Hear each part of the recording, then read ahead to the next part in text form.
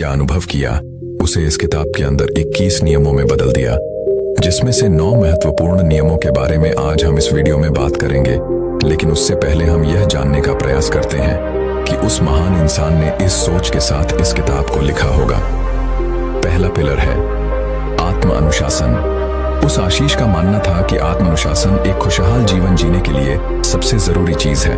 बिना आत्म नियंत्रण के व्यक्ति अपनी भावनाओं और लालसाओं का गुलाम बन जाता है और फिर इसके वश में आकर गलत निर्णय लेता है और गलत रास्ते पर चल पड़ता है। जीवन में अनुशासन लाकर हम अपने लक्ष्य के प्रति एकाग्रचित्त रह सकते हैं और ऐसे निर्णय ले सकते हैं जो हमारे सिद्धांतों और जीवन मूल्यों से मेल खाते हैं। दूसरा पिलर है माइंडफुलनेस यानी जागरूकता। वो मियां मोटा मोसासी मानते थे कि वर्तमान में जीना और जागरूक होकर जीना जीवन जीने का सही तरीका है। जब हम वर्तमान में रहते हैं तो अपने चारों ओर की सुंदरता और छायाइयों को देख पाते हैं, उन्हें महसूस कर पाते हैं और छोटे छोटे चीजों में खुश रहने लगते हैं। तीसरा और आखिरी पिलर है डिटैचमेंट। उस मियां मोटा मोसासी का मानना था कि बाहरी चीजों और घटनाओं से खुद को जोड़ लेना दुख का कारण है। खुद को हर तरह के लगाव से दूर करके ही व्यक्ति आत्म शांति प्राप्त कर सकता है और एक संतुष्ट जीवन जी सकता है। अब हम बात करते हैं उन नियमों के बारे में जिन्हें मियां मोटा मोसासी ने अपनी किताब डोकोडो में बताया है, जिन्हें अपनाकर कोई भी व्यक्ति एक सफल, अनशीत, खुशहाल और संतुष्ट जीवन जी सकता है। पहले नियम में मुसासी कहते हैं, सब कुछ जैसा है उसे वैसा ही स्वीकार कर लो। यह नियम जीवन की सच्चाई को स्वीकारने के महत्व पर जोर देता है, बजाय इसके कि हम कबूल कल्पनाएं करते रहें कि सब कुछ ऐसा होना चाहिए।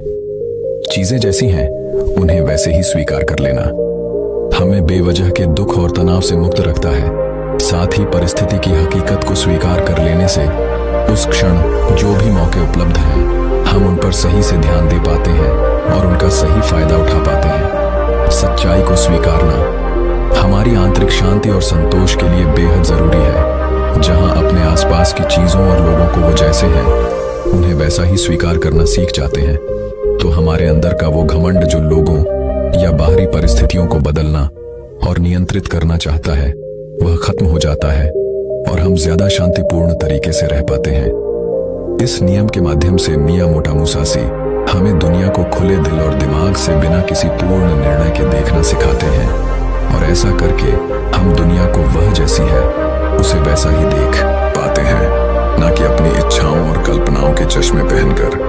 हालांकि यह कहना जितना आसान है, करना उतना ही मुश्किल है, क्योंकि हर परिस्थितियों को स्वीकार लेना आसान नहीं होता, खासकर तब जब हमारी उम्मीदें और सपने टूटते हैं या फिर हमारा कोई अपना हमें हमेशा के लिए छोड़कर चला जाता है।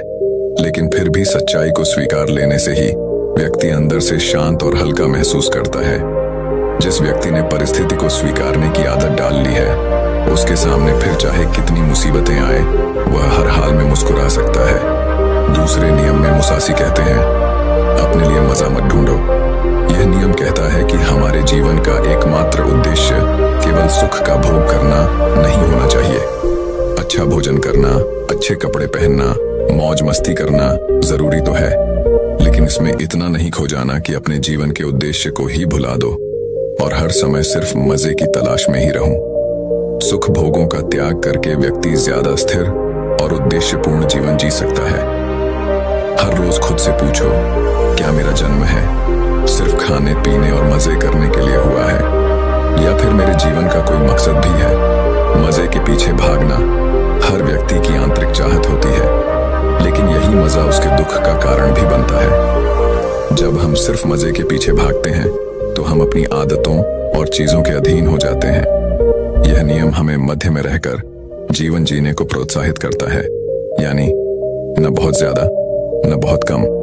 हर चीज को आवश्यकता के अनुसार करो, क्योंकि असली खुशी बाहरी चीजों के उपयोग से नहीं मिलती, बल्कि हमारे अंदर से आती है। जब हम सिर्फ तुरंत मिलने वाले मजे के पीछे भागना शुरू कर देते हैं तो हम इंस्टेंट ग्रेटिफिकेशन के अधीन हो जाते हैं, यानी हम सिर्फ ऐसा ही काम करते हैं जिसका रिजल्ट हमें तुरंत मिल जाए।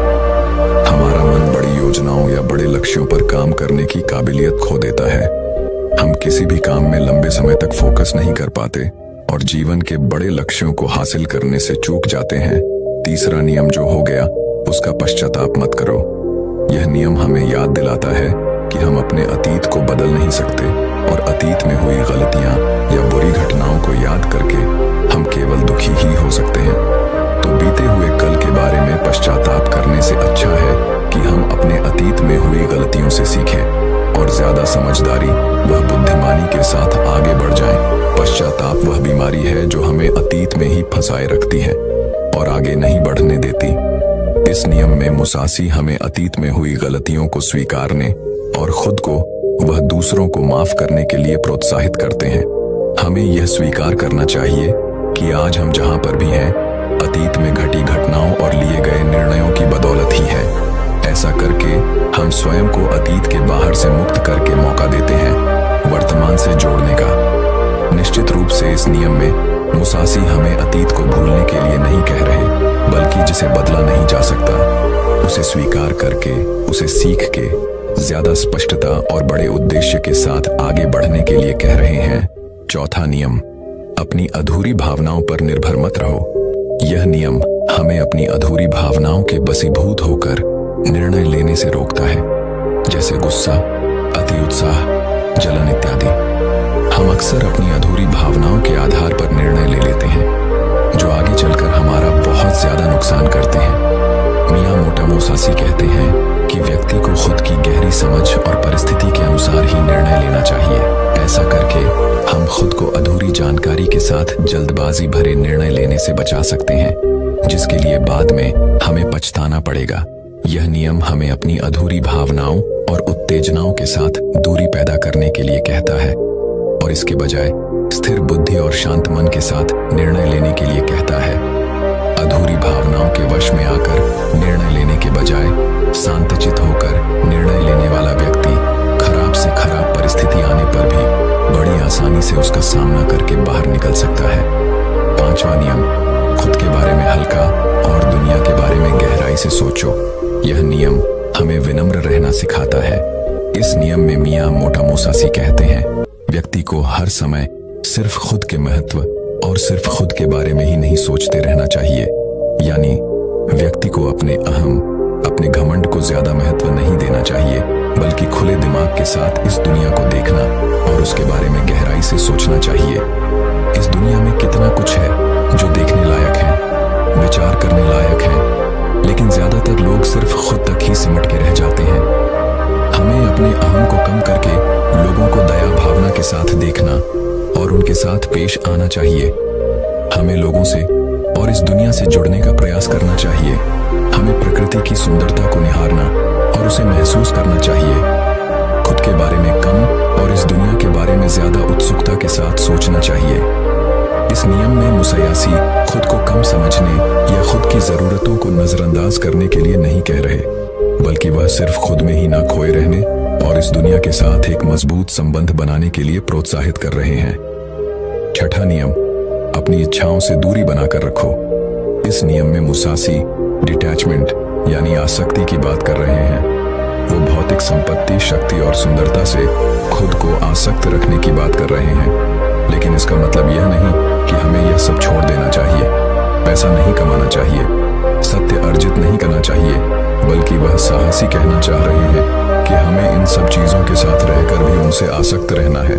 यानी उनका उपयोग तो करना है, लेकिन उनसे लगाव पैदा नहीं करना, अपने अस्तित्व को उनके साथ नहीं जोड़ना। अगर वो चीज कल तुम्हें छोड़कर जाती है तो तुम्हें उसका दुख नहीं होना चाहिए। यानी भौतिक पदार्थों के साथ रहकर भी अंदर से उनके साथ दूरी बनाए रखनी है। सातवां नियम, कभी ईर्ष्या मत करो। यह नियम हमें बताता है कि जलन और ईर्ष्या इंसान को कहीं नहीं पहुंचने देती। ऐसी स्थिति में इंसान का ध्यान सिर्फ उन चीजों पर होता है जो उनके पास नहीं है। वह उन चीजों को नहीं देख पाता जो उसके पास है।